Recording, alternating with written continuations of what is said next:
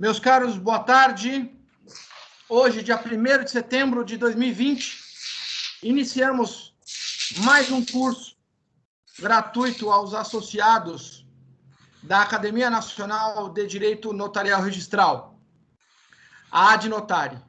A Adnotari, como associação, ela tem uma finalidade bastante específica, que é a divulgação, a pesquisa, o debate da matéria notarial registral, né? É uma academia feita por advogados, por estudantes, por tabeliães, registradores, com o intuito de demonstrar a todos esses interessados a importância da atividade notarial registral no Brasil.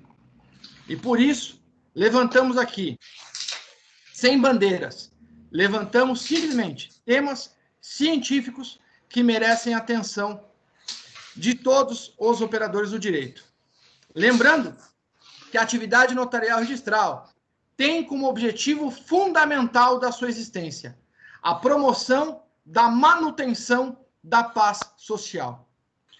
É uma missão muito relevante, principalmente quando tratamos de um país com muitos vulneráveis, muitas pessoas necessitadas de orientação e de tutela. Desse modo, o coordenador deste curso, o Dr. Heitor Freitas, teve uma brilhante ideia.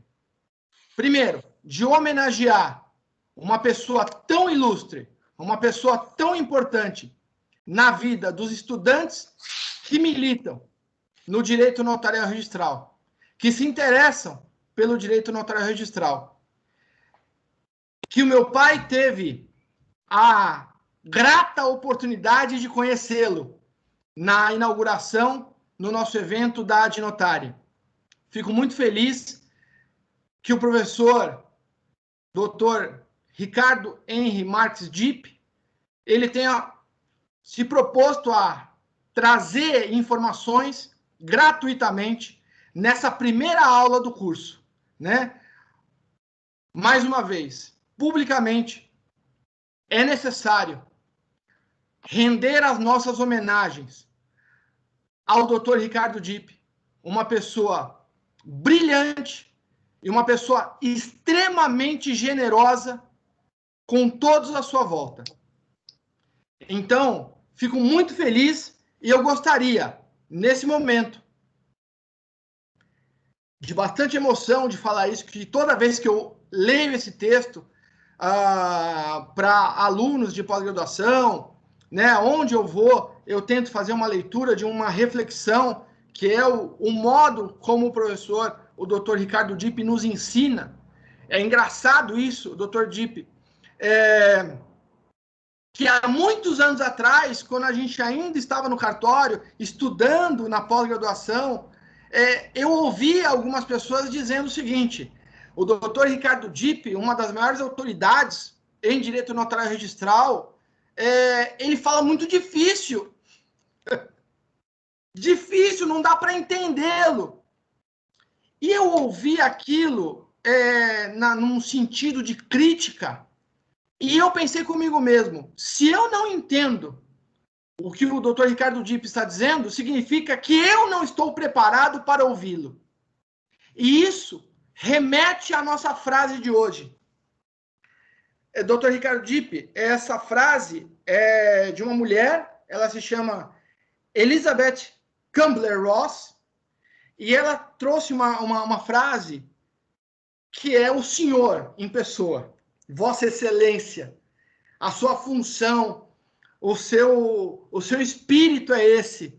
E isso faz com que a gente cresça, faz com que a gente corra atrás da informação, corra atrás do estudo, para poder compreender a profundidade de suas palavras em todas as suas palestras. Ela fala o seguinte, Dr. Ricardo Dipp: a águia gosta de pairar nas alturas, acima do mundo, não para ver as pessoas de cima, e sim para estimulá-las a olhar para cima. Hoje, doutor Ricardo Dipp, o senhor sempre foi a nossa águia. E hoje eu tenho essa oportunidade de transmitir todo o meu carinho, toda a minha admiração ao senhor. Vou parar de falar, senão eu vou chorar. Doutor Heitor Freitas, está com a palavra, ele que vai comandar o show. Fique à vontade. Bom, boa noite a todos. Um abraço, doutor Marcos Kicunaga, nosso querido presidente. Boa noite, doutor Mauro Antônio Rocha, e a todos os associados, aos diretores presentes, e ao doutor Ricardo Dipp. Agradeço imensamente a aceitação do convite de ministrar essa aula inaugural da academia.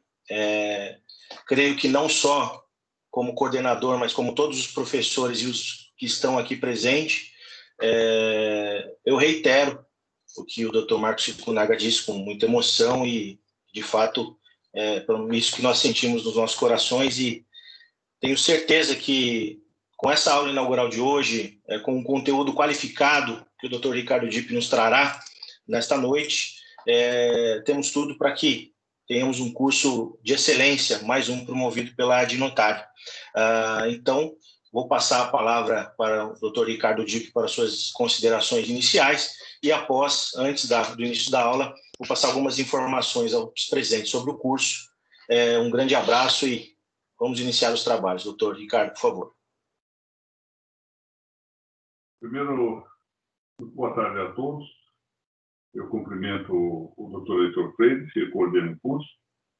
Cumprimento o Dr. Marcos Kicunaga, que, por excesso de amizade, de generosidade de coração, excedeu-se aí em relação a mim. Mas muito obrigado. Eu fico muito sensibilizado e, curiosamente, não me esqueci daquela ocasião que tive a oportunidade de conhecer seu pai. Isso me toca um pouco, porque eu perdi meu pai em 1996 e toda vez que o assunto é relativo ao meu pai, eu ainda me sinto um pouco emocionado. Por isso, guardei essa sua generosidade de me fazer conhecer o seu pai. Muito obrigado. Dr. Mauro Rocha, saudoso Dr. Mauro Rocha. Que pena que não temos mais a oportunidade daqueles nossos encontros semanais. Quero aproveitar aqui, além dessa saudação, vou pedir licença a tantos nomes que eu vejo aqui no chat da reunião que a gente ficou. Eu vou dizer alguns e não se sintam os demais excluídos, é que bati os olhos aqui e vi alguns que retive aqui na memória. Quero saudar o Dr. Eduardo Lula, sempre presente, o Dr. Fausto Mota, a estimada Mônica Franqueiro, a doutora Amanda Gil e todos aqueles que se dispõem aqui a despender seu valioso tempo para ouvir aqui umas explicações que eu espero que não sejam tão complicadas quanto sugeriu aqui o Dr. Marcos a dizer da minha linguagem, mas, enfim, dentro do tempo que concede razoavelmente para a minha exposição, possa servir para alguma coisa. Se eu bem entendi, eu devo devolver a palavra ao coordenador, não é isso? Então está bem. Muito obrigado, doutor Ricardo. Peço aos presentes licença para compartilhar algumas informações aqui. Vou compartilhar a tela do curso aos senhores. E esse é o momento que a gente faz aquele compartilhamento e não sabe se dá certo. Então, quem puder me dar um toque para ver se a tela está aberta, eu agradeceria bastante. Vocês estão conseguindo verificar? Sim. Então, esse é o segundo curso promovido pela Adnotário, curso Uso Capião Extrajudicial. Como dito, a aula inaugural, uma aula aberta ao público, exclusivo para associados a partir da semana que vem. A proposta é que nas próximas terças-feiras de setembro, do dia 1º hoje até o dia 29, nós tenhamos 5 aulas, sendo que a primeira aberta ao público em geral e, a partir da semana que vem, restrita aos associados. A partir da semana que vem, então, carga horária de aproximadamente 3 horas, a depender do ânimo dos presentes e do adiantado da hora, às 19 horas. Então, é importante a gente anotar na agenda, porque hoje a aula inaugural começa às 18. A partir da semana que vem, o horário é das 19 às 22. com um intervalo aí de 15 minutos, depois das 8h15, mais ou menos. Como disse, é um evento restrito aos associados, né? Então, faço um convite àqueles que não integram o nosso quadro associativo, faço um convite para que façam parte desse time que cresce aí a cada dia mais, com muito conteúdo, com muito empenho, com braços aí nos diversos ramos do estudo notarial registral, uma mensalidade de R$30, acessível, né, financeiramente, e tem vantagens. Então, dentre tantas, eu procurei destacar algumas rápidas aqui, como material exclusivo ao associado. Semanalmente, os nossos e-mails são abastecidos com minutas extremamente práticas que nos ajudam muito no nosso cotidiano, jurisprudência comentada, artigos. É um conteúdo muito interessante que a gente recebe toda semana aí, e que vale muito a pena aos colegas. Cursos online, tivemos um curso brilhante ministrado pelo Dr. Mauro Antônio Rocha no primeiro semestre, com só elogios, muita gente falando bem, desvendando a alienação fiduciária, como o título já sugeria. E esse curso de uso capião extrajudicial, além de outros cursos que teremos nos próximos meses, a agenda já está até programada, né? Então, vem coisa muito boa por aí. Temos os grupos, né, das redes sociais, enfim, o famoso grupo do WhatsApp, que também com muito material de conteúdo extremamente acadêmico, rico de discussões, e faz também a gente facilitar a nossa vida. Participação nos eventos, o associado, né, devidamente preenchidos os requisitos da diretoria de conteúdo, ele tem preferência para apresentar, expor temas, servir como mediador, debatedor, né? Se apresentar o seu trabalho, né, para o público em geral. Também participar da nossa revista Treino Livre, fornecendo artigos, participando da coordenação temática, né, da diretoria de conteúdo, e também, por força de nosso estatuto, participar das reuniões ordinárias, das assembleias, o direito de votar e ser votado. Convido, então, aos presentes que acessem o nosso site www.adnotari.org.br, que está sendo totalmente repaginado. Nos próximos meses, a gente vai trazer muito mais conteúdo e acesso, né, ferramentas que vão facilitar muito a vida dos associados da Adnotari. E acessem a área do associado e preencham lá os seus cadastros, ok? Vamos, então, dar início à aula de hoje. A aula inaugural, Aspectos Gerais do Processo Extrajudicial de Uso Capião, ministrada pelo desembargador, Dr. Ricardo Dipp, desembargador do Tribunal de Justiça de São Paulo, desde janeiro de 2005. Ricardo Henry Marques Dipp nasceu em São Paulo, magistrado de carreira com ingresso no Judiciário Paulista em 1º de março de 79. Atualmente, além das funções jurisdicionais na 11ª Câmara de Direito Público do Tribunal de Justiça Paulista, é supervisor da biblioteca e coordenador do Departamento de Gestão do Conhecimento Judiciário do mesmo tribunal. Mestre em função social do direito, professor assistente na pós-graduação da Escola Paulista da Magistratura e da Uniregistral, Universidade do Registro. Obras em 2020, Notas sobre Notas e Outras Notas, tomo 2, pela Lepanto e Colégio Notarial do Brasil, Seção do Paraná, e organizou e prolongou com o estudo do processo extrajudicial de uso capião, o livro coletivo do uso capião, Julgados para o Extrajudicial, pela editora Lepanto, e faço gosto que no final da palestra o Dr. Ricardo Dipp lance na academia e fale um pouco também sobre o livro, para que nossos associados e aqui presentes conheçam mais sobre a obra que, já digo de passagem, é indispensável para o advogado, o tabelião, o registrador, enfim, aqueles que manejam a uso capião extrajudicial. Dito isso e sem mais delongas, passo a palavra ao querido doutor Ricardo Dipp para ministrar sua aula inaugural. Um grande abraço, doutor. Muito bem. Agradeço, doutor Freitas, a bem concatenada a introdução aqui, a pequena explanação. E eu vou procurar fazer aqui nesta cerca de 55 minutos, 1 hora, né? Porque todo mundo sabe o tempo correspondente a que eu pretendo expor. algumas observações que não podem deixar de ser tópicas, na verdade, acerca deste relativamente novo instituto. Já não é tão novo, já estão com mais de 5 anos de vigência. Então, já não é assim uma novidade de todo suscetível de merecer essa designação. Bom, a primeira observação que eu faço é que é do uso loquente, ou seja, é do uso comum, a expressão que aliás, em alguns livros da matéria, consta exatamente essa titulação, referir-se aqui a uso campeão extrajudicial. E está bem, eu não quero censurar esse uso, apenas observar que não é uma designação própria. Há uma impropriedade disso. Todas as usucapiões são extrajudiciais. Ou seja, nenhuma usucapião que tem curso no judiciário é ela própria judicial, porque, na verdade, o que faz o judiciário é simplesmente declarar o que já ocorreu na via substantiva. Então, todas as usucapiões são extrajudiciais.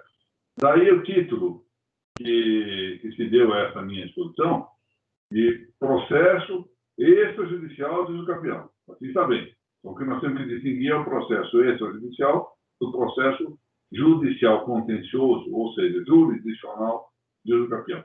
E nisso há uma vantagem nessa consideração que me parece importante designar, até porque ajudará um pouco a interpretação ou compreensão que se deve fazer do texto, sobretudo na matéria daquelas zonas fronteiriças, nas situações de dificuldade interpretativa, de compreender como se aplica uma coisa ou outra. Porque, na verdade, o nosso processo extrajudicial de usucapião, esse que está previsto, que veio instituído pelo Código de Processo Civil, no seu artigo 1071, que, de maneira, a meu ver, incorreta do ponto de vista legístico, instituiu uma norma da Lei de Registros Públicos. O Código de Processo Civil não tem que fazer incursões na Lei de Registro. Mas, enfim, foi a ocasião que se entendeu cabível para que esse instituto se instaurasse na vida prática e na normativa. Tá bom. Como quer que seja, é importante que nós consideremos isso. Ou seja, a origem de fato do nosso processo extrajudicial de usucapião, historicamente, é um decote ou descendência do processo jurisdicional. E isso deve ter uma relevância destacada na medida em que nós consideremos isso como uma forma de expedismo. Ou seja, o processo extrajudicial de usucapião se comporta mais ou menos como uma imagem do processo jurisdicional. Nas situações de lacuna, nas situações em que nós não saibamos muito bem, diante de situações controversas e compreensões conflitivas do texto, verificar como se decidiu isso, como se fixou isso nos tribunais. Aí nós teremos um grande roteiro de costumes e de precedentes para apoiar a compreensão dos significados normativos desse artigo 216A da Lei de Registros Públicos e resolver os problemas práticos. Eu hoje, por exemplo, enfrentava uma questão. Ou seja, a lei determina, no artigo 216A, e menciona isso em 3 dispositivos, mas como forma de imposição em 2 deles, a publicação de editais em jornais de grande circulação.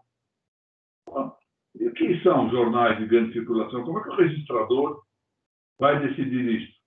Ele vai ter que buscar isso nos precedentes jurisprudenciais, em alguma coisa de doutrina. Eu já antecipo que a doutrina diz que isto é, na expressão do Carlos Macmillan, isso fica a alvedrio do julgador, ou seja, cada um terá que decidir conforme o caso concreto. Para isso é importante verificar qual foi a experiência anterior do judiciário. Verificar se os julgados, como é que se comportou o judiciário nessa matéria, etc. Então, eu penso que devamos, efetivamente, considerar esta circunstância de que o processo extrajudicial de usucapião corresponde a um espelhismo, ou seja, é uma imagem do jurisdicional. Bom, por que foi parar no extrajudicial? Começou bem. A lei começou muito bem. A primeira versão do artigo 1071, que entrou em vigor no ano de 2015, quando o Código de Processo Civil teve a sua vigência, me pareceu melhor do que a atual. A atual tratou de recuperar, já vou explicar por quê, sociologicamente, um instituto que estava com pouca expressão no uso, na prática, no âmbito social. Por que pouca expressão? Porque a falta de consentimento expresso do titular de domínio, ou de eventual confinante, do proprietário de imóvel confinante, levava à impossibilidade do prosseguimento do usucapião na via extrajudicial. Então, o que faz o legislador? Altera isso, e altera e dá um efeito de revelia para o silêncio do legitimário tabulário e dos proprietários de imóveis confrontantes. Bom, isso está muito bem, do ponto de vista social foi ótimo, aumentou muitíssimo o acesso à via extrajudicial. Mas acontece que exatamente esse ponto quebra o fundamento adequado para a chamada extrajudicialização.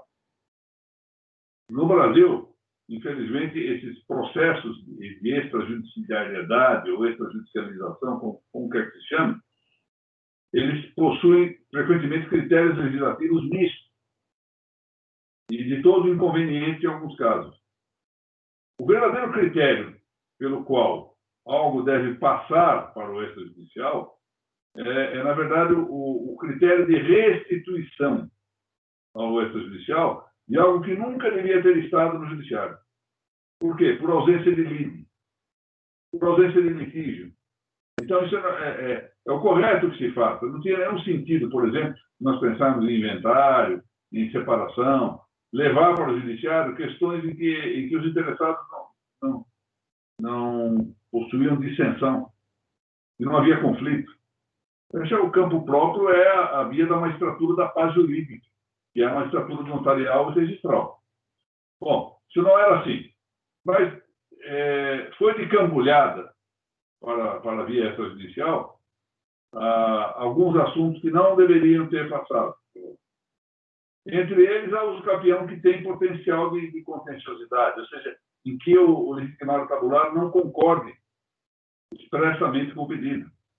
Porque aí, então, já não se tem o consenso dos clientes, melhor do que parte, dos clientes, para justificar o notariado e o registro com poderes de intervenção e resolução preventiva de conflitos. Bom, claro que isso envolve uma certa perda de remessa para os registradores e notários, é verdade. Boa parte dos advogados também reclamará dessa minha posição, entendendo que perde uma fatia de celeridade, uma mecânica de celeridade que poderia facilitar o trabalho. Isso é certo. Mas o problema é que não se está vendo no dia seguinte. No dia em que houver uma citação, ou melhor dito, uma cientificação por edital, no legitimário tabular, ele permanecer em silêncio, o usucapião for registrado, e no dia seguinte ele reclamar que ele está no local conhecido e que houve uma fraude, aí vai se ver o incômodo que é um sistema que tenta simplificar situações que não são simples. Nós estamos lidando aí com perda da propriedade, não é só a aquisição da propriedade. Estamos lidando também com a correlata perda da propriedade. Isso não é uma coisa sem valor. Basta ver no âmbito da lei positiva que é matéria de natureza constitucional. Então, a meu ver, houve esse equívoco. E eu tenho, por outro lado, há uma lacuna na lei, porque vejo que situação complexa. Todos vão de reconhecer que a via jurisdicional apresenta certas características que a tornam, de certo modo, com um poder de realização do direito mais impositivo e efetivo do que na via extrajudicial. Juridicamente, socialmente talvez não, mas juridicamente sim. Vejo que no judiciário, se nós citássemos um titular de registro, legitimário tabular, proprietário do imóvel, por edital, e esse não contestasse a demanda, nós o consideraríamos revel do ponto de vista processual, mas não revel do ponto de vista substantivo. E daríamos a ele uma defesa, um curador especial. Aí vai para a via extrajudicial, e que não se apresenta a mesma garantia. E não há na lei nenhuma referência ao curador especial.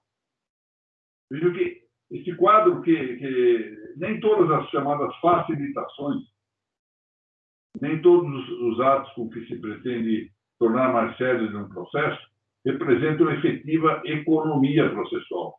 Economia processual é uma economia de celeridade segura. Não é qualquer celeridade. Eu tenho certeza que estou falando com um grupo de advogados, muitos deles eu conheço, e conheço a seriedade do trabalho, e tem perfeitamente a ideia e a convicção de que a celeridade é boa, desde que haja também deliberação, desde que haja a possibilidade de ponderação judicial. Não é qualquer decisão que nós queremos. E a mesma coisa deve ser visto no âmbito da atividade extrajudicial. Ou seja, tem que apostar demais na celeridade, apostar demais na suposta diminuição de preço, de custo econômico, pecuniário, sem, a meu ver, se ter cuidado exatamente de alguns temas que dizem respeito com a segurança das decisões.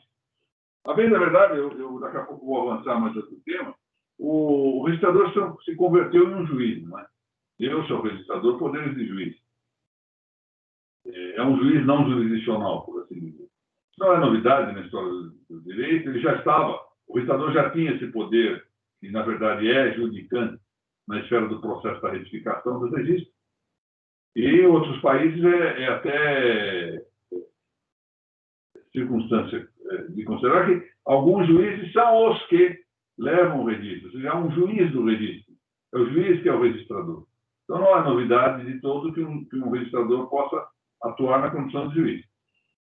Porque isso não é diretamente próprio do modelo brasileiro. O modelo brasileiro sempre deixou a salvo que o juiz cuidasse de outras questões e o registrador ficasse circunscrito aos temas próprios que se encontram, por assim dizer, internamente à tábua. Eu me lembro que eu ainda era juiz de primeiro grau, eu estava perambulando lá pela primeira vara de registros públicos da capital de São Paulo, quando cunhei, parafraseei uma expressão, vou até escrever aqui, plágio manifesto de Márcio. Paráfrase, já para ficar mais elegante. Código nanés de tábua, nanés de imundo. Ou seja, o que não está no registro, não está no mundo do registrador. Essa expressão vem... Esse in aí está errado, é com N, imundo. A expressão conhecida, código nanés de inacta, nanés de imundo, não está no processo, que não está no processo, que não está nos autos do processo, não está no mundo do julgador. E também era isso, o registrador, o mundo dele era o que está no registro, incluindo os títulos que estão partidos de registro. Agora ele passa a ter uma possível atividade de ir ao encontro de algo que está fora do registro. Ele tem a possibilidade de fazer vistoria, ele próprio, de um imóvel, tanto no processo de retificação é assim, quanto no processo de educação. Isso é uma novidade. Resultados nós não vamos ver de imediato, nós vamos ver mais à frente. Por agora, o risco de responsabilidade civil, depois de um dos últimos julgados aqui de tribunal posterior, ficou um tanto afastado, que a primeira responsabilidade será do Estado. Mas sempre cabe a possibilidade do regresso. E isso deve ser considerado. O registrador e o notário têm uma responsabilidade acrescida com esse processo extrajudicial de usucapião. Ou seja, por assim dizer, houve a remessa dos emolumentos em troca de uma grande responsabilização pelos atos a praticar. Muito bem. Alguns fatos conviria destacar aqui. O primeiro que o processo começa com o protocolo. O processo é registral. Ou seja, a ata notarial é um documento anterregistral e anteprocessual, cuja indispensabilidade, aliás, é matéria cara ao doutor Marcos Cunaga, cuja indispensabilidade deve ser afirmada, a meu ver, como uma exigência de indispensabilidade ordinária. Quer dizer, admite-se ordinariamente que seja um documento indispensável. Só no limite é que parece possa dispensar. Quando? Quando se representa, quando for manifesta a sua superfetação, ou seja, quando evidente ela for duplicada. O exemplo que eu usei desde a primeira hora, eu comecei a falar sobre esse assunto de processo extrajudicial antes da vigência do Código de 2015. Por força eu estava atuando no Conselho Nacional de Justiça, assessorando a ministra Nancy Andrighi, estimadíssima amiga, grande ministra, essa juíza. Quando comecei a falar, até estimulado por ela, fui várias vezes falar sobre o tema do uso campeão, dada a dificuldade que muitos tinham a respeito do tema. E desde a primeira hora, eu fiz essa observação. Pode dar-se o caso, embora no limite isso, que a ata notarial não seja necessária.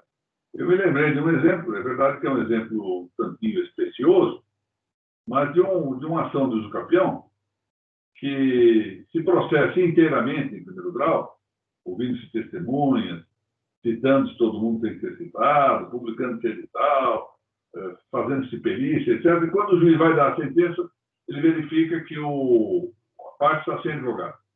O autor está sendo advogado nos autos. Então, aí o autor não toma providência, ele não tinha outro jeito, a não ser seguir o processo sem resolução de mérito. Passa o tempo, esse autor permaneceu inerte, resolve retomar o assunto dessa uso campeão, e aí contrata o advogado Dr. Mauro. Contrata o Dr. Mauro, então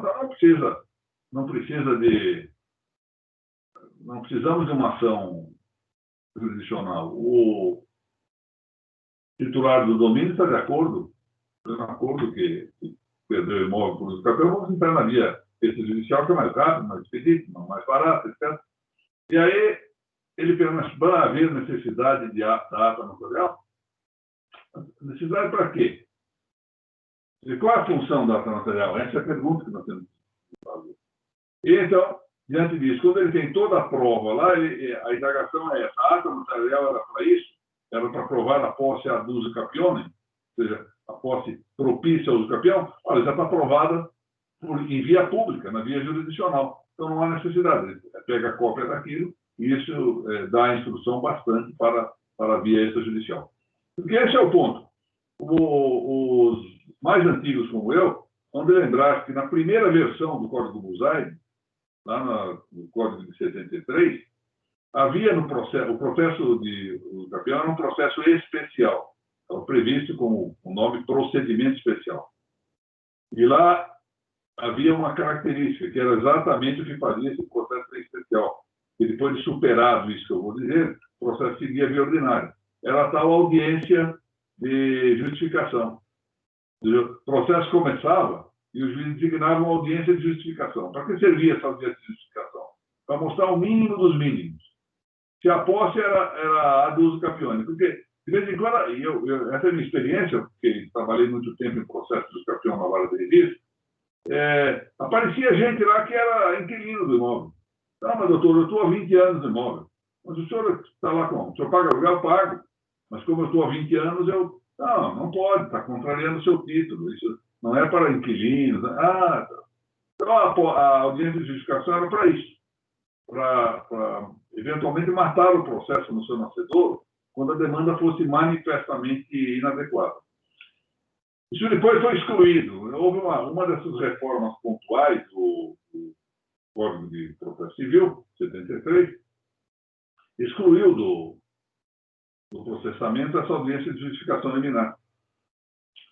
E o resultado foi que, em vista dessa circunstância, o processo foi todo para a via ordinária, mas o legislador teve aqui o bom senso, a meu ver, acho que foi muito útil, de criar uma fase preparatória e deixá-la na mão do notário. Por que isso é importante? Porque o notário, sabidamente, é quem, dos operadores jurídicos, como se diz modernamente, né? Expressão, a meu ver, infeliz para ser indicada, jurista. Dentro dos juristas, o notário é aquele que mais adequadamente exerce a função da prevenção, da precaução, de precaver, a função do cavere, que é o predicado principal do notário. Então, o notário vai verificar se estão presentes as condições para o uso campeão. O bom notário verificará, ao fazer a ata notarial, se estão realmente presentes os elementos mínimos para que processe o uso campeão, eliminando todo um tempo perdido que se vai fazer no ambiente registral. E aí entra então, se não tem nada a ver, a ideia da ata notarial foi, a meu ver, adequada, foi muito prudente, embora a redação da lei não seja muito, ela não é nada propícia, evidentemente imprópria. O notário não tem condição de atestar o tempo da posse. A não ser que o tempo da posse fosse de minutos, ou de 1 hora, 2 horas, o tempo que ele, notário, pudesse ver essa posse, ou seja, ter imediatamente a possibilidade de captar essa posse, ele não pode atestar, porque a atestação suporia fé pública, a fé pública exige o conhecimento presencial, visual do fato sensível. Ele não pode ficar à frente do imóvel, isso é impensável, durante 10, 15 ou 20 anos. Claro que ele não pode atestar. Mas isso não retira da ata notarial a sua importância, seja na coleta de elementos indiciários, funciona como um inquérito policial, por exemplo, para o processo crime, elementos indiciários, mas porque também é um outro elemento a considerar, que é a chamada, já aqui não fé pública, por credentidade, quer dizer, aquela obrigatória, fé pública compulsória, mas uma fé pública autorizativa. Ou seja, a ideia é que se retira do bom notário aquilo que ele tem de captação jurídica, de opinião jurídica autorizada, de ser um bom notário. Então, daí se retira uma presunção com forte base indiciária de que aqueles fatos sejam verdadeiros. Embora ele não possa atestar, ele pode, e até acho que em alguns casos convém, que ele opine favoravelmente. Note uma coisa importante: o notário, uma vez requerida a ata notarial, ele espécie, ele não pode deixar de fazê-lo. Ele expedirá a ata notarial, ainda que o seja em caráter negativo. Se o cliente vai usar ou não essa ata depois, é outra história. Mas ele é obrigado a fazê-lo. E, portanto, a opinião que ele dê, que ele exale ao final da ata notarial, tem essa importância. Ela não tem fé pública, mas ela tem uma forte base presuntiva que deriva da autoridade do notário, a chamada fé pública por credibilidade, já não por credibilidade. Essa não é compulsória, essa é por credibilidade. Não deriva da potestas do notário, que é a causa da fé pública, a causa frontal da fé pública, mas sim deriva da autoridade do notário, do seu saber socialmente reconhecido, da sua honestidade habitual, etc. Bom, note, porém, só para terminar esse assunto, com muita rapidez, isso, uma escritura notarial, um instrumento público em geral, da ata notarial, ela possui partes. Ela pode, portanto, ser dividida em suas vários estádios, e essas partes possuem, cada qual, uma eficácia correspondente. Então, numa mesma ata notarial, pode haver eficácia analítica com fé pública e eficácia analítica sem fé pública.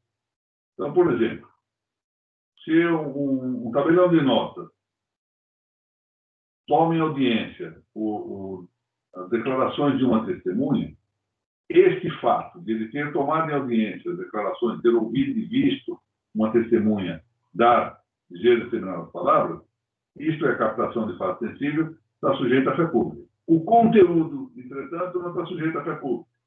Por quê? Porque ele não presenciou os fatos que são objeto da declaração testemunial. E a mesma coisa ocorre com relação ao que a lei chama de atestação da fé pública, do tempo de posse. Aí não haverá fé pública. Não haverá fé pública. E, no entanto, faz parte de um documento que, sinteticamente, possui fé pública. A ata notarial tem fé pública. Um título de fé especial, como é a fé de uma escritura pública, que, sinteticamente, merece esse nome. fé de confecção, fé de confirmação, fé de conhecimento quanto às testemunhas ouvidas, etc. Mas não inteiramente quanto ao seu conteúdo. Muito bem. Um outro problema interessante que eu queria mencionar, e que, a meu ver, precisaria ser solvido de maneira adequada. Eu não acredito que isso se resolva tão fácil, a não ser que haja um trabalho doutrinário, que até, nesse aspecto, quem sabe a Ad Notaris, com tanta gente boa, possa fazer isso. Para alertar um risco muito grande que há em relação ao protocolo, à prenotação do pedido de uso capião no cartório de imóvel. Uma vez levada a ata notarial, ou as atas notariais, quantas forem necessárias, porque eu não engano imaginar que só possa haver uma ata notarial, pode haver tantas quantas forem necessárias. Eu posso ouvir testemunhas de várias partes do país a respeito do mesmo imóvel.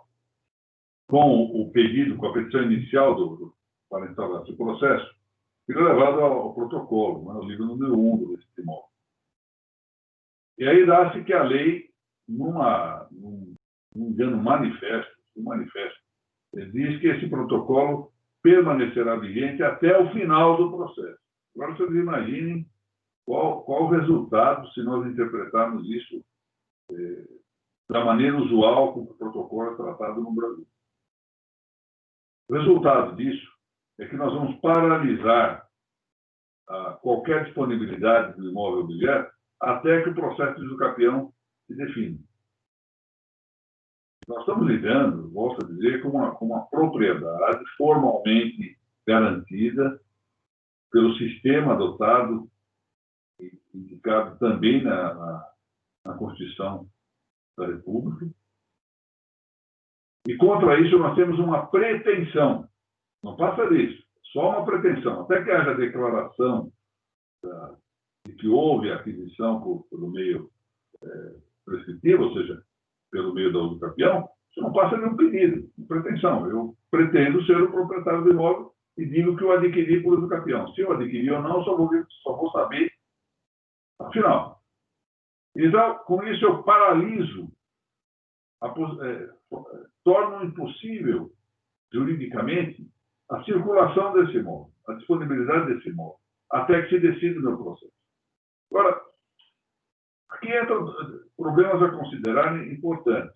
Um deles é a vindita, que não é de todo estranha no ambiente vicinal, né? Ou seja, não é incomum, infelizmente, uma lástima que isso ocorre mesmo, ocorre várias vezes, que vizinhos não se conciliem.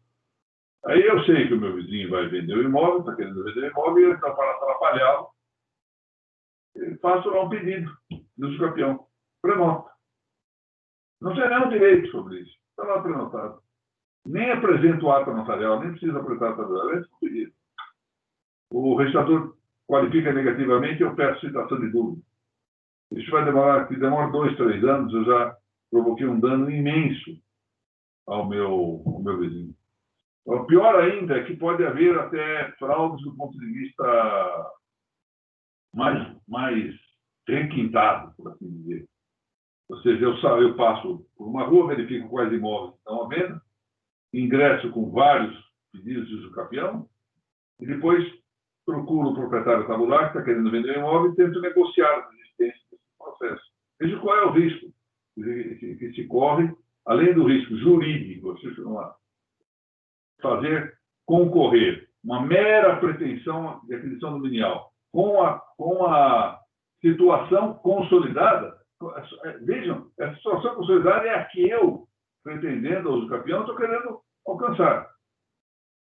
Ou seja, eu tenho como pretendente a uma situação que eu quero alcançar, uma situação melhor do que aquele que possui essa situação já consolidada. E há um paralelo que nós podemos aqui considerar, que me parece cabível. Vejo que se eu em vez de uma ação, de um processo extrajudicial de uso capião, preferir recorrer ao judiciário e ingressar com uma ação de usucapião, caráter jurisdicional, o juiz pode determinar uma de duas coisas a respeito do protocolo. Pode fazer a tal averbação premonitória. Ela é a verba a matrícula do imóvel, e por meio depois disso tem que haver um protocolo, naturalmente, que eu estou movendo uma ação de usucapião sobre o imóvel. Então, a notícia. Isso torna apenas o caráter de ineficácia relativa para os atos posteriores praticados, se eu for vitorioso na ação de usucapião. A outra hipótese, registro da citação. Mesma coisa. Registro da citação e nada impede que haja alienação do imóvel, a partir daí registrada, e essa alienação fica com eficácia pendente e, se eventualmente se reconhecer a usucapião, essa alienação não tem eficácia contra o prescrevente. Mas é isso. É perfeitamente possível. A matrícula não fica bloqueada, ou, se nós quisermos, trancada. Na via extrajudicial, fica. Então, nós temos que encontrar uma saída. Eu tentei, levantei uma linha de argumentação teórica. O problema é que ela é muito nova.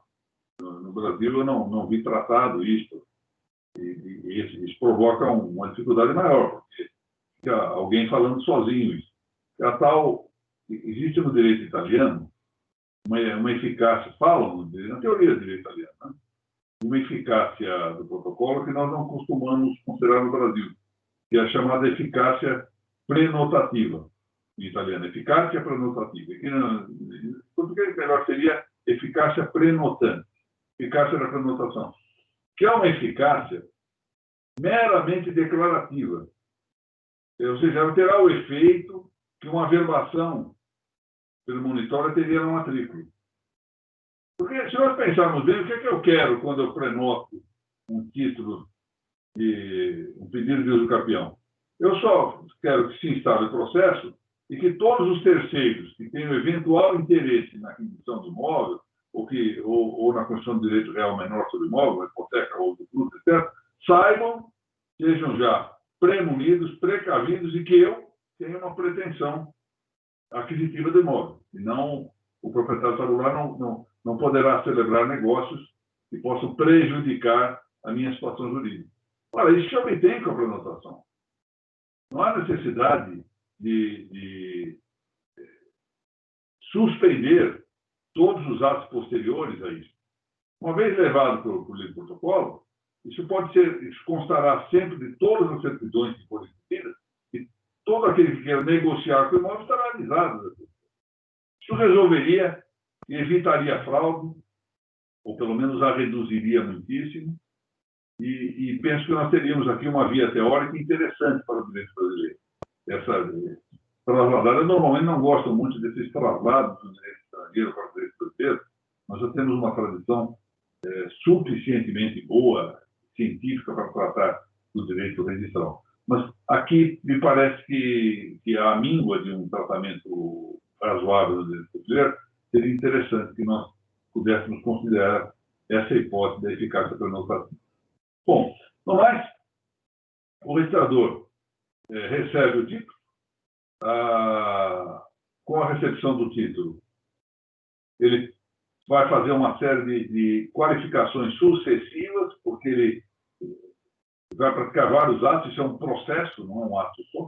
Todo registro que se pede a averbação, sempre é um processo. Começa com a prenotação, qualifica, se registra. Só que esse caso é um caso, a exemplo do que ocorre com o processo da inscrição do bem de família, do registro do TOVEN, da retificação do registro.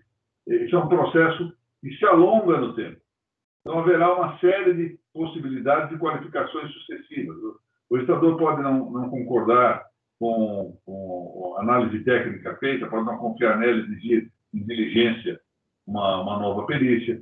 O registrador pode querer ouvir testemunhas para esclarecer melhor os fatos, melhor a posse. Ele não confia muito no que lhe foi apresentado.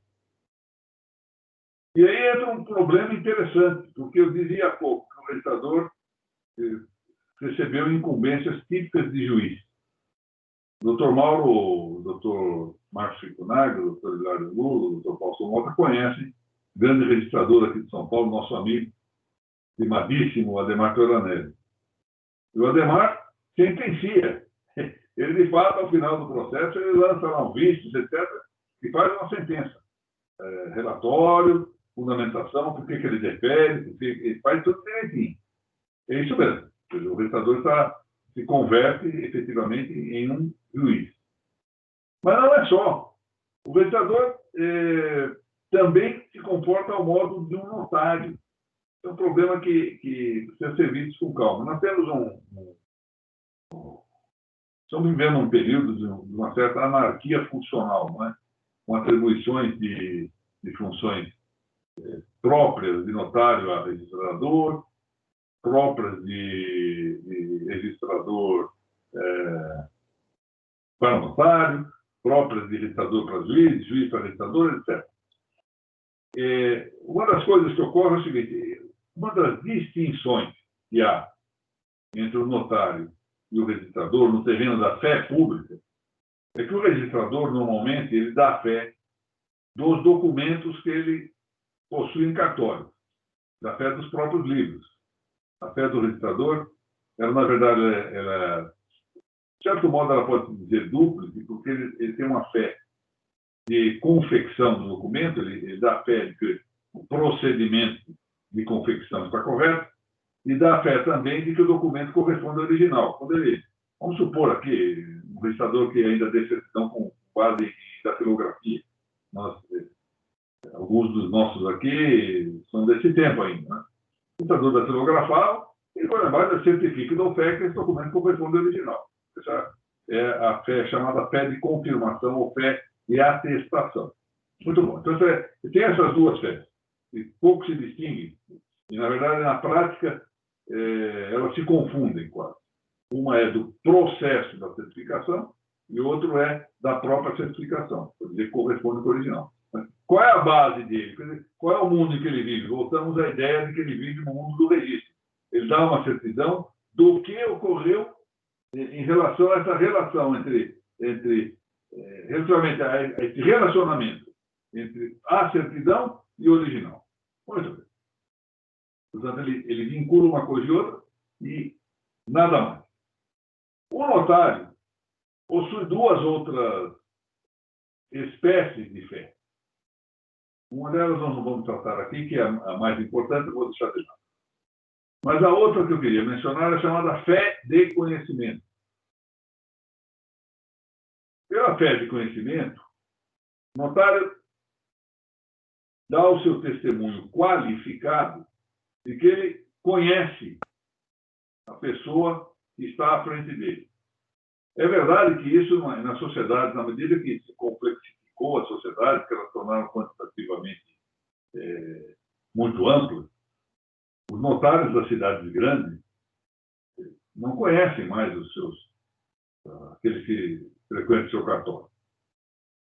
Então, eles têm que se valer de alguns meios supletórios. O primeiro meio supletório é através por meio da afirmação de alguém que ele conhece. Então, vamos admitir que o doutor Marcos Cicunaga vá até um notário que seja conhecido dele e diz: olha, estou trazendo aqui o doutor Fausto Mota. O senhor não conhece o doutor Fausto Mota, mas eu conheço e lhe digo que é ele mesmo. Pronto. Está suprida essa fé de conhecimento. Ou ainda, uma outra hipótese, que aliás é a mais frequente, existem os chamados documentos supletórios. Então, ele pede a registro de identidade, verifica um outro tipo de documento, faz algumas diligências, eventualmente, por exemplo, lá no Paraná, há em dia de implantação um sistema interessante de consultas a arquivos que permitirão mais certeza quanto à identidade dos que comparecem ao cartório de notas. Mas, enfim, ele, notário, exerce essa função. O registrador não tem isso. Aqui em São Paulo, nós sabemos, né, que uma determinação da Corregedoria Geral da Justiça, há algum tempo, permite que o registrador reconheça a firma. e nos pedidos de averbação, desde que a assinatura se lance à sua frente. Pode ser tipicamente fé de conhecimento. Fé de conhecimento misturada com outro tipo de fé mais importante do notário, que é a fé relativa aos atos sensíveis que o notário perceba por praticados na sua presença. Mas o registrador não tem fé de conhecimento. Se ele não tem fé de conhecimento, não há modo de ele ouvir, na verdade, uma testemunha em cartório, a não ser que ele se empreste ou empolgue essa fé notarial. Então, nós temos aí essa coisa curiosíssima. O registrador, com o artigo 1071 do Código de Processo Civil, recebeu funções de juiz, recebeu funções de notário, curiosamente, as de juiz sem ter as garantias que tem um juiz, ou seja, está sujeito a um problema de responsabilidade civil que o juiz não está sujeito, que é muito menos rígida a norma em relação ao juiz. E, de par com essas duas características, eu queria chamar a atenção para um fato que pode passar muitas vezes despercebido. Houve uma discussão relativamente recente, num dos estados da federação, acerca do título que dá ensejo ao registro da usucapião. Qual é o título? Alguns estavam sustentando que o título era o pedido de usucapião, outros, o título em sentido formal. O sentido material é a própria usucapião, no sentido formal. O sentido formal é a decisão do registrador. É o que o registrador decide, afinal. E aqui é que entra a história interessante. O registrador, salvo uma hipótese que pode ser raríssima, né, no curso do processo alterar-se a competência do registro do imóvel correspondente, o registrador elabora o título que ele registra.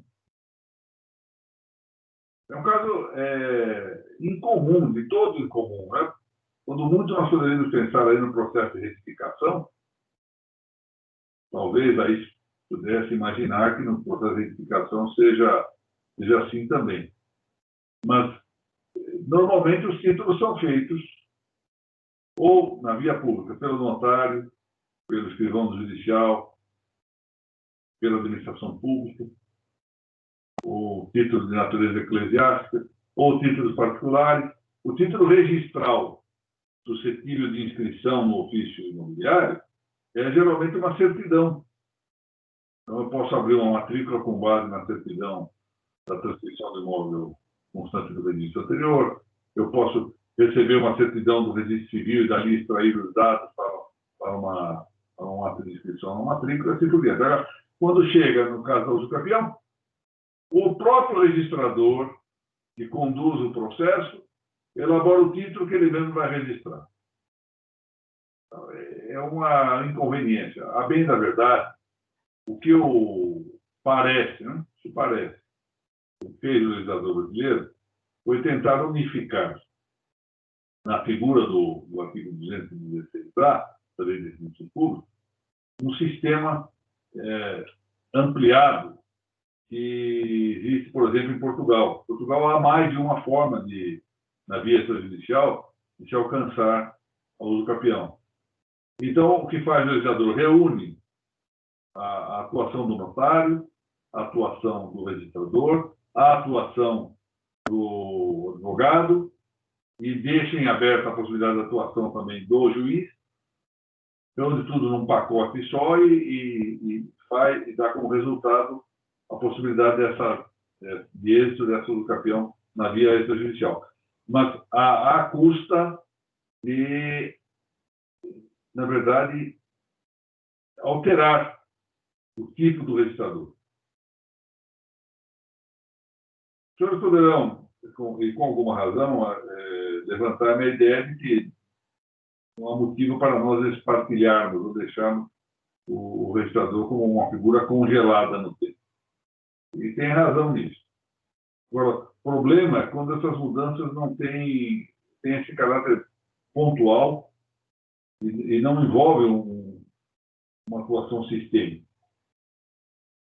Nós estamos vendo isso, por exemplo, agora com a possibilidade de mudança da figura do notário.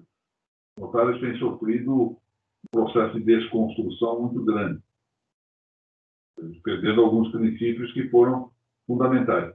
E isso traz um problema, precisa ser agudizado, precisa ser bem ponderado. Nós queremos essa mudança? Essa mudança será realmente útil ou é uma aventura? Segundo, se nós mudarmos, sobretudo se nós pensarmos na figura do notário, se nós mudarmos essa figura em pontos essenciais, ele perderá a característica de ser um notário latino. E, em certo sentido, essa mesma coisa ocorre com o registrador. O registrador de imóveis tem uma tradição aqui no Brasil. Ele é um jurista que atua para a segurança jurídica. A função dele não é diretamente buscar aquilo que é justo, mas diretamente buscar aquilo que é seguro, e só assim é que ele realiza, digamos, desse modo um pouco caricatural, mas enfim, dá para entender. Ele realiza, por meio da segurança jurídica, ele realiza estatisticamente a justiça.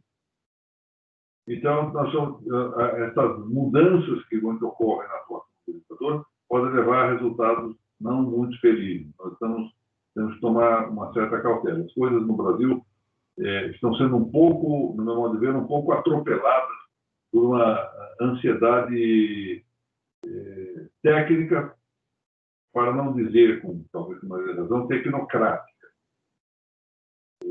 Eu compreendo que devamos utilizar a técnica, mas a técnica não deve ser a finalidade do registro das notas, deve ser meios para essa atuação. E nós, frequentemente, estamos supeditando a atividade do registro das notas ao elemento técnico. Isso é preocupante. Cada vez mais, no caso dos notários, por exemplo, vê diminuído o seu caráter de jurista, em favor do documentador. Há mesmo projetos de que o notário mande apenas um extrato das escrituras. As escrituras não seriam mais examinadas pelos registradores, porque os registradores também perderiam a sua função de arte liberal. Esse é o tema central que é e adquiririam uma função que se chama de função de poiética. A expressão poiética vem aí do grego poiese, significa função meramente técnica, ou seja, passa a ser um simples documentador. Então, nós teremos, na verdade, reduzidas as funções do registrador e do notário a tarefa meramente técnica, de documentação, deixando, quando não totalmente abolida, muito abrandada, muito diminuída, a sua função principal, que era jurídica. E isso envolve um tema, para nós que não somos registradores e notários, muito importante. E os registradores e notários são os custódios das nossas liberdades concretas. O notário na esfera da autonomia privada, o registrador no âmbito da propriedade. E essas alterações não são alterações que digam respeito só aos registradores e notários, são alterações que dizem muitíssimo respeito a nós. Os advogados que têm que cuidar da segurança dos seus clientes, segurança contratual, segurança negocial, segurança dominial, sabem como é importante contar com um sistema rígido de registro de notas. E como é importante a tarefa de precaução exercida pelo notário,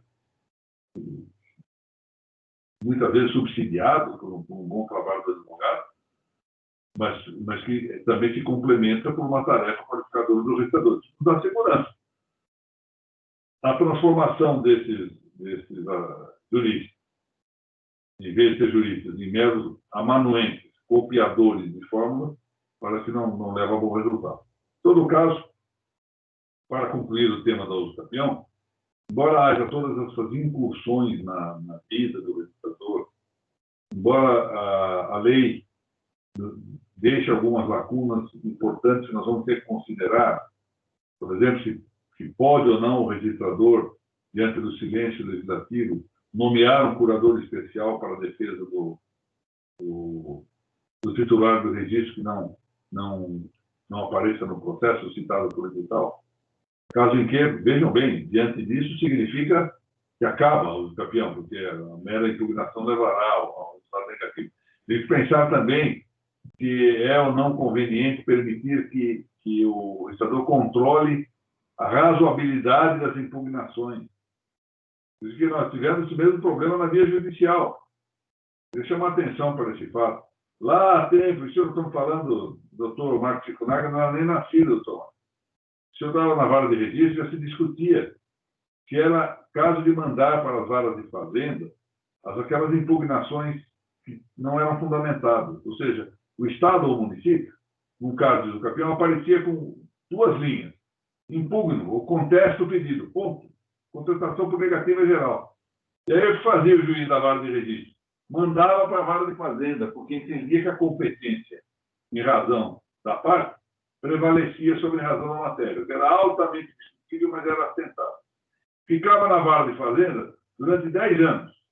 Fazia perícia para ver se o interesse do Estado estava por dentro. Então, ao final de 10 anos, o juiz de lá decidiu que nós já sabíamos que estava ocorrendo.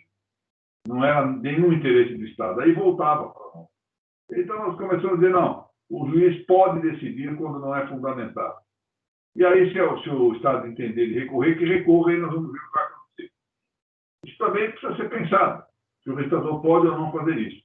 O problema que eu vejo é que é possível que, quando o legislador elaborou esse artigo 216A, ele não se tenha dado conta de que tenha utilizado o processo de dúvida, um modelo do artigo 198. E adotado o modelo do 198, o resultado é que só pode haver a remessa ao judiciário com a negativa de qualificação negativa, e não com a positiva. Resultado, se eu rejeito a impugnação do Estado, do município, ela não é negativa, ela é positiva, não cabe o processo de dúvida. Então, a lei precisaria ser melhor formulada, melhor examinada, corrigindo, para que ela produza bons efeitos. Mas já vem dando, aparentemente, resultados adequados. O que ocorreu também, para terminar aqui essa introdução manifestamente dispersa, né, com muitos assuntos, em alguns estados, deu-se o caso de que a lei não entrou em vigor. Eu ainda me lembro que em alguns estados a coisa não pode entrar em vigor enquanto não houver um provimento do Conselho Nacional de Justiça. Não estava previsto na lei. Em nenhum momento a lei disse que dependeria de um provimento judiciário para entrar em vigor a lei, o artigo 216A. Aí, quando o Conselho Nacional de Justiça, isso era ainda ao tempo da ministra Nancy, eu aconselhei o mais possível que não editasse nenhum provimento, fiz a mesma coisa durante o tempo do ministro João Otávio Noronha, mas ao final da gestão, o ministro João Otávio Noronha, a quem eu também tive a honra de assessorar, numa parte mais restrita, mas tive a honra de assessorar, editou o provimento. Muito bem. Aqui em São Paulo, para se ter uma ideia, o provimento foi editado antes da vigência do Código de Processo Civil. Uma certa ansiedade legislativa do Judiciário, com todo o respeito. Bom, o resultado é que, ainda depois da vigência do provimento do Conselho Nacional de Justiça, da Corregedoria Nacional de Justiça, em alguns estados ainda não havia aplicação do 216A, com o argumento que dependeriam também de um provimento das corregedorias locais dos estados. Bom, isso vai demonstrando alguns desacertos. A legislação precisa ser um pouco mais adequada, mas o desacerto não é só da lei, é também da aplicação da lei. Aí voltamos àquela história que eu já ouvia de meu saudoso amigo desembargador Dino Garcia. Uma boa lei pode ser arruinada por maus aplicadores, por maus juízes, maus legisladores, maus notários, e uma má lei pode ser salva por bons juízes, bons advogados, bons legisladores, bons notários. E o que agora parece que está ocorrendo é que o excesso de consultas ao judiciário, tudo se consulta ao judiciário, tudo se consulta, vai fazendo com que o registrador abdique das suas responsabilidades. E ao fazer isso, ele que está na trincheira, que conhece os fatos, põe na situação de julgamento juízes, eu tenho só que elogiar grandes juízes que atuam na prática disso, Hoje, na Corregedoria Geral da Justiça, nós temos o José Modesto Passos, aqui em São Paulo. Não precisa dizer mais nada. Basta dizer isso para ver a qualidade dos nossos juízes. Tem muitos outros bons juízes, não? Mas veja, eles decidirão sem esse contato com os fatos. Sempre será uma decisão a priorística, abstrata, que não sente a experiência dos fatos. E nós, os advogados sabem disso, os juízes sabem disso, só os fatos é que vão mostrando, fazendo com que nós corrijamos as situações. O que pensávamos inicialmente ser uma coisa, depois com a sucessividade dos fatos, vão recortando. A experiência que vai levar ao bom resultado. E está faltando um tanto dessa experiência. Quando os registradores, nas primeiras dúvidas, ou os notários das primeiras dúvidas, já fazem consulta para as corregedorias. Claro que se envolve problema disciplinar, uma série de coisas que precisariam ser repensadas, reabilitadas. E entre elas, é claro, está o princípio da independência jurídica dos notários e dos registradores. Essa que é a questão. Mas eu, então, ao terminar aqui, como o doutor Heitor me pediu que eu falasse um tantinho do livro, que foi lançado aí pela Lepanto, parece, eu ouvi no início da exposição, que a doutora Amanda Gil disse que haverá o sorteio aí ao final de 2 ou 3 desses exemplares, nem doutor Heitor. Então, é esse livro aqui, ó. Deixa eu ver se aparece. Bom, esse livro foi escrito, na verdade, foi objeto de uma pesquisa muito interessante feita por 16 pessoas. A própria doutora Amanda Gil, que é uma das diretoras do Geral Lepanto, justamente com o Chagas, a doutora Ana Carolina Ratai, Ana Paula Cassim, que é funcionária lá no cartório do Bernardo Francês. A doutora Delma Nunes, uma estimadíssima aluna, muito competente, moça.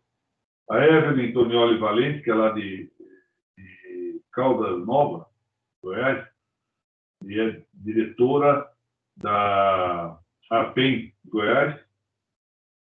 A Fernanda do Vale Jimenez, que é registradora de São Paulo, uma moça admirável. A doutora Jaqueline Diarrusso, do estado da Bahia. A Laura Contreira Porto, que o doutor Mauro conhece bem, o doutor Marcos também conhece, uma advogada especializada em assuntos de direito imobiliário. A Laiana Piau é uma advogada também muito importante lá em Salvador, na Bahia. A Luciana Hardman da Silva, registradora na Bahia. Maria Aparecida Cavalcante Silva, que é do cartório do 18º Imóvel. O juiz Ricardo Felício Scaff, que é titular da primeira vara civil da comarca de Guarulhos, diretor do Fórum Local. O tabelião Rodrigo da Costa Dantas, que é muito talentoso, muito estudioso aqui na capital de São Paulo. O doutor Rogério Tobias, estimadíssimo amigo lá da comarca do Jaú, grande estudioso tanto do registro quanto das notas. A Thaís Camate Vieira Andrade, que é lá de Paraíso das Águas, é uma moça novinha, é muito dedicada aos estudos, está fazendo pós-graduação agora, e é de um cartório de registro civil em Paraíso das Águas, no Mato Grosso do Sul. E o doutor Tiago Aires Estrela, que é do estado do Maranhão, e atualmente ainda é o presidente da ATC do Maranhão e diretor do Instituto Maranhense de Estudos Jurídicos, IMAEL. Bom, e é um trabalho, esse trabalho foi assim, qual era a ideia que presidiu? Em conversa com vários registradores, né, o Dr. Ademar, o Dr. Gessé Rodrigues da Silva, estimado Dr. Rodecir Castiglione, e também com ex-registradores ativos, mas que seguem sendo grandes ídolos dos registros de imóveis, o Dr. Ulisses da Silva, eu me dei conta de que seria útil trazer a eles a experiência jurisdicional da usucapião. Por que razão? Porque eles vão ter que decidir questões e durante décadas os juízes foram decidindo. E eles teriam que começar o acesso à sua jurisprudência. Em alguns casos, se consegue. Então, por exemplo, se nós quisermos jurisprudência dos tribunais posteriores, né, tribunais de Brasília, nós conseguimos, com certa facilidade. Mas já em outros tribunais, seja por deficiência das próprias bases dos arquivos, seja por dificuldade de acesso, etc., nós teríamos alguma dificuldade. Julgados, por exemplo, de primeiro grau, que foram objeto de consulta física nos processos, nos livros de setembro. Então, eu convidei toda essa gente que está aqui, gente muito valiosa, para que, então, distribuídos os serviços, fizessem essa pesquisa dos julgados. Isso depois foi submetido a uma certa, infelizmente, limitação, porque o livro ficou 2 volumes desse tamanho, era muita coisa, eu calculei que então seria antieconômico, nós não conseguiríamos ter a divulgação que nós queríamos, com 2 volumes, então nós reduzimos, mas ficou muito bem articulado, a doutora Amanda Gil cuidou pessoalmente da tarefa de fazer a divisão aqui dessa matéria. O livro conta com um prefácio importante do desembargador Fábio Reich Della Vecchia, que é um dos melhores nomes do Tribunal de Justiça do Paraná, foi do Conselho Superior da Magistratura do Paraná,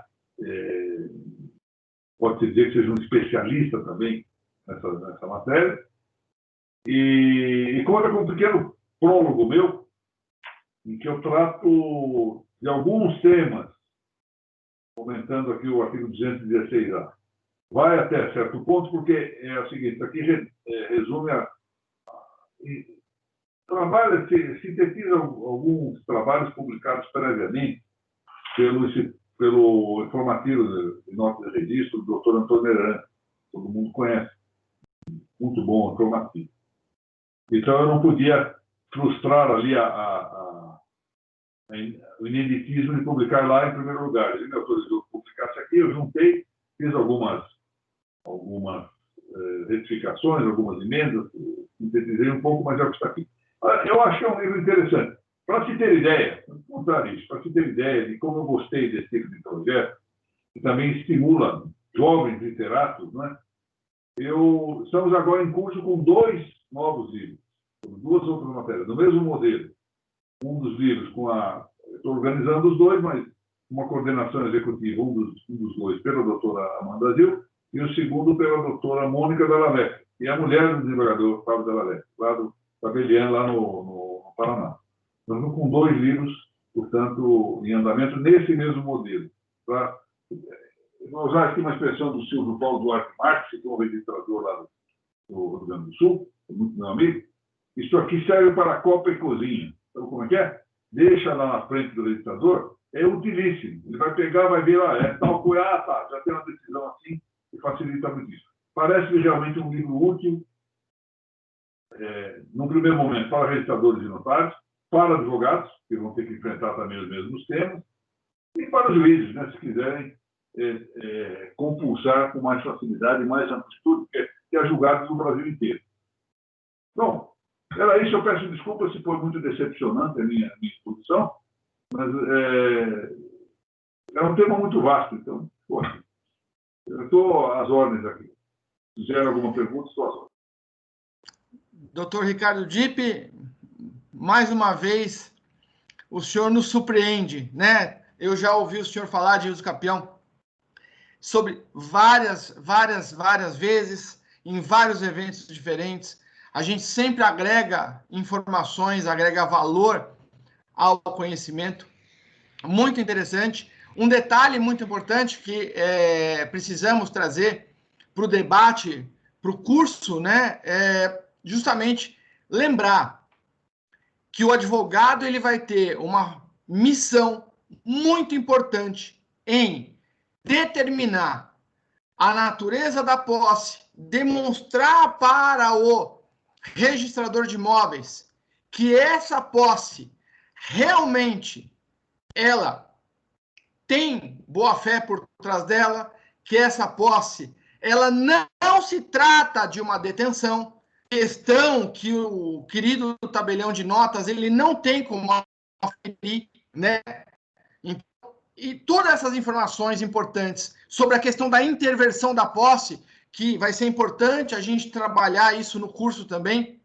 Aproveito, doutor Ricardo Dipp, para render as nossas homenagens da Ad Notari à presidente da Noreg Paraná, que o senhor acabou de comentar sobre ela, a doutora Mônica Della Vecchia. Doutora Mônica Della Vecchia, muito obrigado pela audiência, por vir prestigiar o nosso queridíssimo desembargador Ricardo Dipp, né? Nesse momento, passamos a palavra ao nosso querido vice-presidente da Ad Notário, Dr. Mauro Antônio Rocha, para que ele faça aí o... Passo a palavra. Doutor Ricardo Dipp, pode falar. Não, eu só queria aqui dizer uma coisa. Um dos maiores autores que trataram do campeão, no tema da judicial, o doutor Henrique Ferraz, acaba de me escrever aqui, em separado, dizendo que teve um atraso, mas que gostaria de estar presente. Eu queria publicamente saudar aqui, eu não sei se ele está presente ou não, é realmente um autor de grande importância nessa área. Muito obrigado. Eu não encontrei ele aqui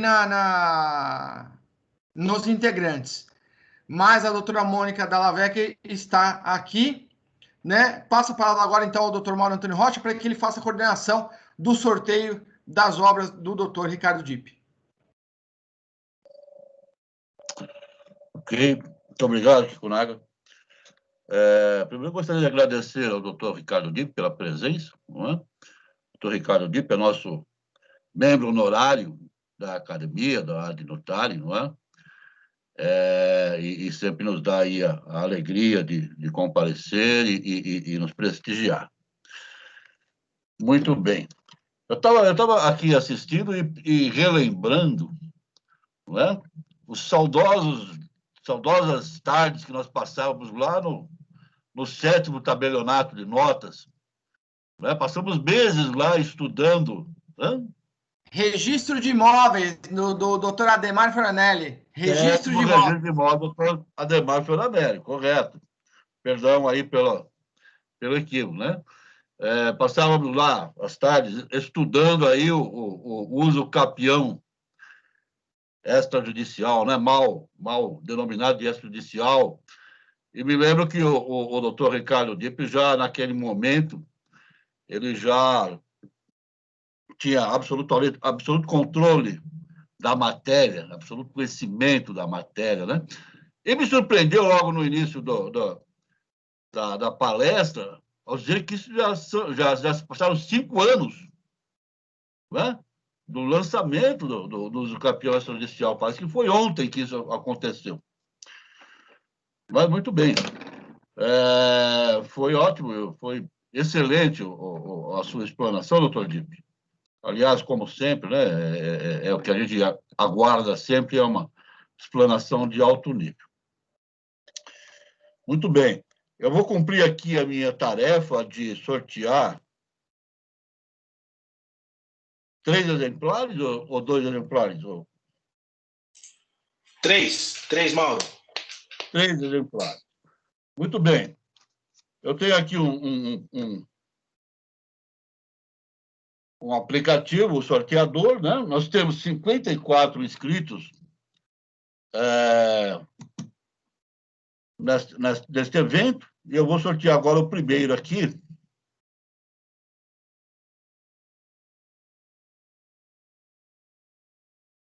Vamos ver, o primeiro é o número 11. É o doutor Fausto Mota. Foi o primeiro sorteado.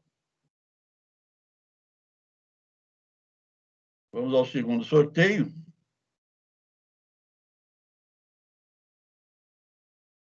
O segundo sorteio deu o número 5. Número 5 é a doutora Amanda Gil. Evidentemente, não valeu esse sorteio, né? Nós vamos fazer um outro. Lamento, doutora Amanda.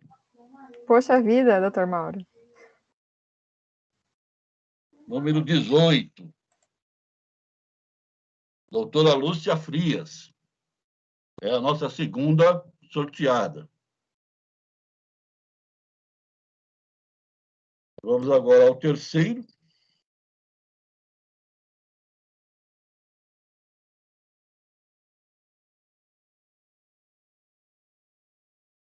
Número 12.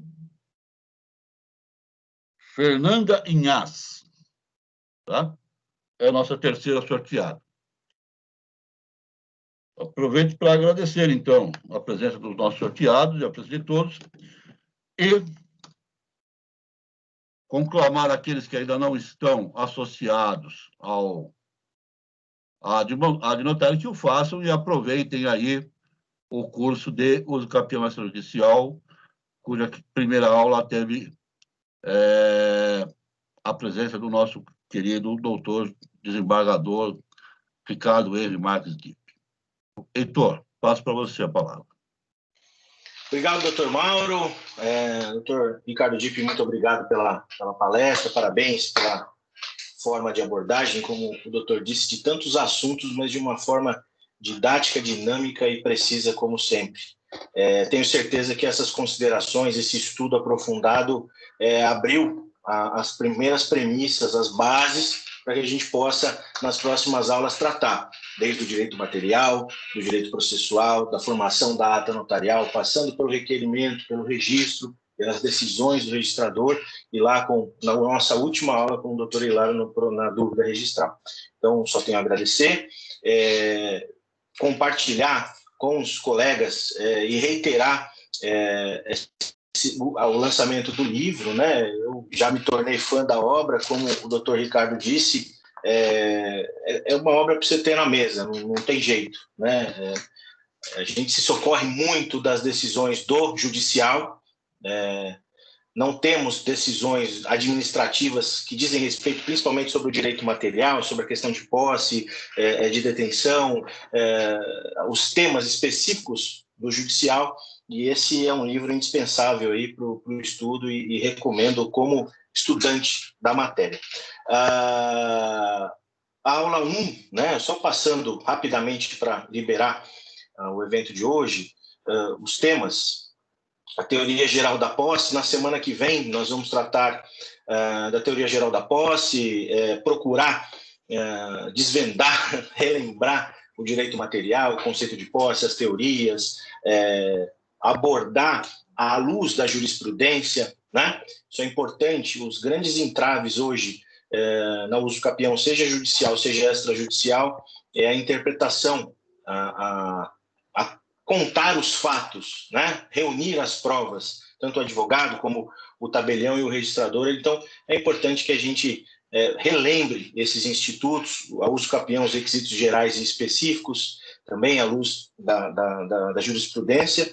Então, é a próxima aula, e vou convidar aqui rapidamente cada professor que cuidará da sua respectiva aula para que passe as suas perspectivas, o que está planejando, até para convidar aí os presentes a se associarem e aqueles associados que já estejam, para que compareçam nas nossas aulas. Doutor Marcos Cicunaga, por favor.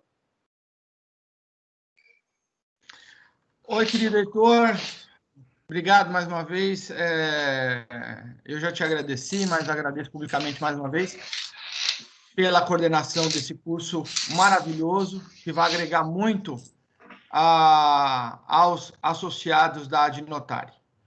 O nosso encontro sobre ata notarial, né, não poderia deixar de ser, trabalhar quais os requisitos exigidos pelo provimento 65 de 2017 do CNJ, evidentemente fazendo um estudo inicial da ata notarial em sentido estrito, aquela prevista no artigo 384 do CPC, no artigo 7º, inciso 3 da Lei 8.935 de 94, fazer um comparativo com a ata utilizada no processo extrajudicial, né, de uso capião, conforme o desembargador Ricardo Dipp acabou de comentar, fazer, evidentemente, as minhas críticas sobre e defender a facultatividade da ata notarial, né, no procedimento, não somente no exemplo que o doutor Ricardo Dipp comentou, mas em outros exemplos práticos, né, evidentemente, sabendo que as decisões, os precedentes administrativos que nós temos hoje são apenas dois. Um, de um processo que eu atuei e acabei perdendo essa tese no Conselho Superior da Magistratura de São Paulo, mas importante a gente refletir sobre a função notarial, refletir sobre os limites da atividade do registrador de imóveis na análise da ata notarial, né? a gente ouve muitos colegas reclamarem que muitos tabeliões de notas se recusam a lavrar a ata notarial, considerando que a ata lá do artigo 216A exigiria, em tese, a afirmação do tempo de posse, como o desembargador Ricardo Dipp comentou, este tipo de fato, ele não pode declarar. Então, assim, essas questões controvertidas eu quero trazer no nosso encontro, na aula número 2. Tá bom? Obrigado mais uma vez pela oportunidade. Passo a palavra. Obrigado, doutor Marcos. Passamos, então, à nossa aula 3. Doutora Amanda Gil, o requerimento e o processamento pelo oficial do registro de imóveis. Por favor, doutora Amanda, nos ouve? Sim, estou aqui.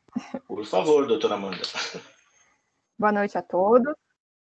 É uma grande honra poder participar desse evento importante, patrocinado aí pela Adnotari, ao lado de grandes profissionais aí da área. O objetivo principal da nossa aula, ao tratar do requerimento, é compartilhar experiências. Acho que todos nós aí, advogados, já tivemos alguma vivência nesse processamento extrajudicial, e trazer informações que possam auxiliar os advogados na elaboração do requerimento, além de todo o trâmite, né, o percurso que o requerimento corre ao ser protocolado no registro de imóveis. E aí vamos começar fazendo uma análise aí do artigo 4º do provimento, que traz lá todos os requisitos que devem compor aí o pedido do advogado. É isso. Muito obrigado, doutora Amanda. E agora, com relação à nossa última aula, vamos ao doutor Hilário, o processo de dúvida na usucapião administrativa. A última aula, dia 29, às 19 horas da terça-feira. Doutor Hilário, por favor, suas considerações. Boa noite a todos. Quero primeiro parabenizar o doutor Ricardo Dipp, como sempre,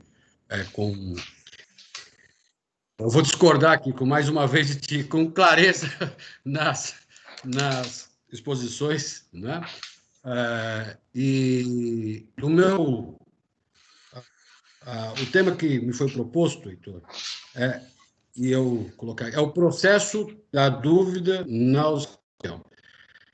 Qual que a ideia que eu vou tentar trazer? Tá? Pretendo dividir em 3 tópicos a aula, passando por uma questão histórica do processo de dúvida, não é? Para a gente entender toda a situação do caráter administrativo dele. Depois, passando por uma questão prática, tá? Fazendo uma análise, analisando uma análise de eventos internos, né, para que a gente possa entender o que é diferente aqui no estado de São Paulo, o que é diferente no estado da Bahia, no estado de Minas Gerais, no Rio Grande do Sul. Então, eu procurei fazer um resumo, né, dessas questões práticas na dúvida em cada estado, tá? Levando essas diferenciações mais emblemáticas. Tá? E, por fim, olha, compensa ou não compensa eu fazer uma dúvida? Será que eu posso fazer a tão chamada pedido de reconsideração? Ou seja, por um advogado ou registrador ou notário entender se aquilo é cabível em procedimento de dúvida. Eu sei que você me apresentou como professor, mas eu sou um eterno aluno. E eu gostaria que, se possível, fazer uma pergunta ao doutor Ricardo, se é possível, porque eu sempre fui o aluno chato, aquele que é sexta-feira, última aula, o pessoal louco para ir embora, eu gostaria, e eu sempre faço uma pergunta. Se você me permitir, doutor Ricardo. Doutor Ricardo precisou sair. Tá ok. Então, deixa para a próxima situação. Ele pediu desculpa, então, mas ele teve que sair. Agradecido. Tá bom? Espero a todos e sucesso pela coordenação, doutor Heitor. Eu que agradeço, querido Hilário, doutora Amanda. querida amiga, parceira de academia, doutor Marcos Cicunaga. Agradeço, embora o doutor Ricardo tenha saído, agradeço mais uma vez a presença e externar a gratidão, né, com ele estando conosco nessa primeira aula. E é isso, encerro da minha parte as apresentações da primeira aula. Convido a todos que estejam conosco na próxima semana e dou a palavra ao nosso querido presidente para que encerre os trabalhos de hoje. Um grande abraço a todos. Até terça que vem. Meus queridos, obrigado, Heitor, mais uma vez, pelo brilhantismo da sua apresentação. Ao Dr. Mauro Antônio Rocha, né? O nosso compromisso, Dr. Mauro, em levar conhecimento, em promover o debate franco das matérias de direito notarial registral, né? Esse primeiro encontro nosso, essa palestra, aula magna do desembargador Ricardo Dipp, foi excepcional. Voltamos na semana que vem com a aula 01, a aula do Dr. Heitor Freitas, coordenador desse curso de uso capião extrajudicial. Ok? Meus queridos, muito obrigado pela presença de todos, pela audiência, pelo carinho. Um abraço. Até o próximo encontro. Quinta-feira temos palestra Desapropriação e o Registro de Imóveis. Tchau!